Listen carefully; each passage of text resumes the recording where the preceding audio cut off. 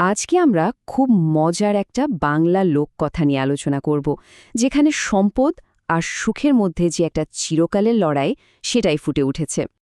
আচ্ছা, একবার ভাবা যাক, যদি একটা জাদুর পাথর যা চাওয়া হবে তাই দিতে পারত, তাহলে কি চাওয়া হতো? এই প্রশ্নটা কিন্তু খুব জরুরি, কারণ আমাদের আজকের গল্পের একেবারে মূলে রয়েছে এটাই। তো এই গল্পে আমরা এমন কিছু চরিত্রকে দেখব যারা যেন জীবনের একটা দোটানায় দাঁড়িয়ে আছে। একদিকে খুব সাধারণ সাদাসিধে সন্তুষ্টের জীবন, আর ঠিক তার উল্টো দিকে আরও বেশি পাওয়ারের একটা তীব্র লোভ। এই দেখুন, একদিকে রয়েছে বিজু, একটা রাখাল ছেলে যে তার মায়ের সাথে খুব শান্তিতে থাকে।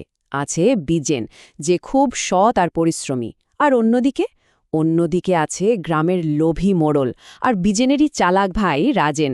দুটো একেবারে আলাদা জগৎ, তাই না? গল্পে প্রলোভনটা কিন্তু হঠাৎ করে আসে, কোনো সাধারণ সুযোগ হিসেবে নয়, একেবারে জাদুর কাঠি ছোঁয়ানোর মতো, যেন রাতারাতি বড়লোক হয়ে যাওয়ার একটা সহজ রাস্তা।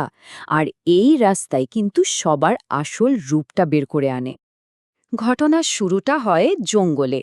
বিজু তার একটা হারিয়ে যাওয়া ছাগল কালীকে খুঁজছিল, আর খুঁজতে খুঁজতেই হঠাৎ ও চোখে পড়ল একটা অদ্ভুত সুন্দর পাথর। আর শুধু সুন্দরী নয়, পাথরটা কথাও বলতে পারত। ভাবুন তো, পাথরটা বিজুকে বলছে, তোমার মনের যা ইচ্ছে আমাকে বলো, আমি সব পূরণ করে দেব। কি দারুণ একটা প্রস্তাব, তাই না? কিন্তু বিজু, ও তো তার ছাগল চড়ানো, বাঁশি বাজানো, এই জীবন নিয়েই মহাখুশি। ও খুব সহজভাবে পাথরটাকে বলে দিল ওর বা ওর মায়ের কিচ্ছু চাওয়ার নেই। কিন্তু ওদের এই কথাগুলো আড়াল থেকে একজন শুনে ফেলেছিল। সে হলো মোড়লের ছেলে খোটন। আর সে তো সঙ্গে সঙ্গে ছুটে গিয়ে বাবাকে সব বলে দিল। লোভী মোড়ল আর দেরি করেনি। সোজা এসে বিজুর ওপর জাদুটোনা করার মিথ্যে দোষ চাপিয়ে ওর হাত থেকে পাথরটা ছিনিয়ে নিল। বিজুর তো কিছু চাওয়ার ছিল না, কিন্তু মোড়ল খুব ভালো করেই জানত ও কি চায়। পাথরটা হাতে পেয়েই ওর সঙ্গে সঙ্গে এক বাক্স সোনা চেয়ে বসল। আর দেখতে দেখতে ওর ইচ্ছে পূরণও হয়ে গেল। আর এখান থেকেই গল্পের মোড়টা ঘুরতে শুরু করে। কিন্তু এই যে এত সহজে পাওয়া সোনা, এর একটা দামও তো দিতে হবে, তাই না? মোড়ল আর আমাদের গল্পের আরেক লোভী চরিত্র রাজেন, ওরা খুব শীঘ্রই বুঝতে পারে যে এই সম্পদের সঙ্গে একটা অদৃশ্য কিন্তু বিশাল বড় মূল্য জড়িয়ে আছে।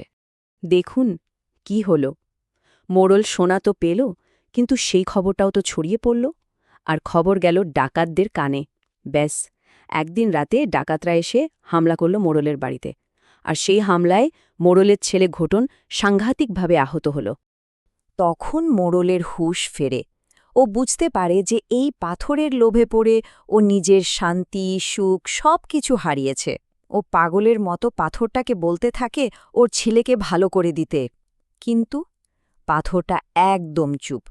ওর জন্য যেন পাথরটার সব জাদু শেষ হয়ে গেছে। আর ঠিক একই দশা হয় রাজেনের। মনে আছে সেই চালাক ভাইটা? সেও তার ভাইকে ঠকিয়ে জাদুর ফল হাতিয়েছিল সোনা পাওয়ার জন্য। কিন্তু সেই সোনা ওকে শান্তি দেয়নি, বরং সারাক্ষণ ভয়ে ভয়ে থাকত, রাতে দু চোখের পাতা এক করতে পারত না। তো একদিকে যখন এই অবস্থা, অন্যদিকে যারা লোভের পথে পা বাড়ায়নি তাদের জীবনটা কেমন ছিল? চলুন এবার সেই দিকটা একটু দেখি। এই ছবিটা দেখলেই পুরো ব্যাপারটা পরিষ্কার হয়ে যায়। একদিকে সোনা, দামি বাড়ি, কিন্তু তার সাথে ভয়, চিন্তা আর ঘুমহীন রাত। আর অন্যদিকে কিচ্ছু নেই হয়তো, কিন্তু সেখানে আছে আসল জিনিসটা, মনের শান্তি, নিশ্চিন্ত ঘুম আর আপনজনেরা। দেখুন, বিজু কিন্তু আগের মতোই তার মা আর ছাগলদের নিয়ে দিব্যি সুখে আছে। সৎ ভাই বিজেন তার পরিশ্রমের ফল পেয়েছে। ওর বানানো বালিশ এতটাই আরামের যে লোকে বলে ওতে মাথা রাখলেই ঘুম চলে আসে। আর ভোলা, যে কিনা খুব সাধারণ একজন চাকর, সেও কিন্তু লোভ নয়, বরং আনুগত্যকেই বড় করে দেখেছে। যখন গ্রামের আর কেউই পাথরটাকে দিয়ে কথা বলাতে পারল না, তখন মোড়লের সব অহংকার চূর্ণ হয়ে গেল। উপায় না দেখে ও সেই ছেলেটার কাছেই ছুটে গেল যে কোনোদিনও পাথরটা চায়নি, অর্থাৎ বিজুর কাছে। ওর কাছে গিয়ে বুকুলমানা সাহায্য চাইল। বিজু পাথরটা হাতে নিল, কিন্তু ও নিজের জন্য কিছু চাইল না। ও কি চাইল জানেন? ও শুধু বলল, পাথর, আমার বন্ধু ঘটনকে দয়া করে সুস্থ করে দাও। আর সঙ্গে সঙ্গে পাথরটা আবার কথা বলে উঠল আর বিজুর ইচ্ছে পূরণ করল। এটাই হলো আসল কথা। পাথরের জাদুটা আসলে কাজ করে নিঃস্বার্থ ইচ্ছের ওপর, লোভী আকাঙ্ক্ষার ওপর নয়। তাহলে এই যে এতগুলো ঘটনা ঘটল, এই গল্পগুলো থেকে আমরা ঠিক কি শিখলাম? সবচেয়ে বড় শিক্ষাটা কি? গল্পগুলো আমাদের শেখায় যে আসল সম্পদ বা প্রকৃত সম্পদ কাকে বলে। এটা টাকা পয়সা, সোনাদানা নয়।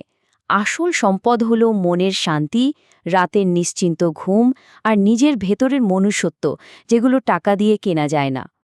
আর রাজেন, সেও শেষমেশ তার ভুলটা বুঝতে পারে যখন ও তার সৎ ভাইয়ের বানানো বালিশে মাথা রেখে নিশ্চিন্তে ঘুমায়।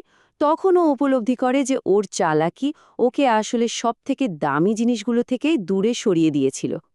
শেষে যখন রাজেন বলে, চালাক হওয়া হয়তো কঠিন, কিন্তু ভালো মানুষ হওয়া তার চেয়ে অনেক বেশি কঠিন, তখন কথাটা আমাদের ভাবায়, সত্যি তো, জীবনে কিসের মূল্য সবচেয়ে বেশি? এই গভীর প্রশ্নটা দিয়েই আজকের আলোচনা শেষ করছি। আমাদের সাথে থাকার জন্য অনেক ধন্যবাদ।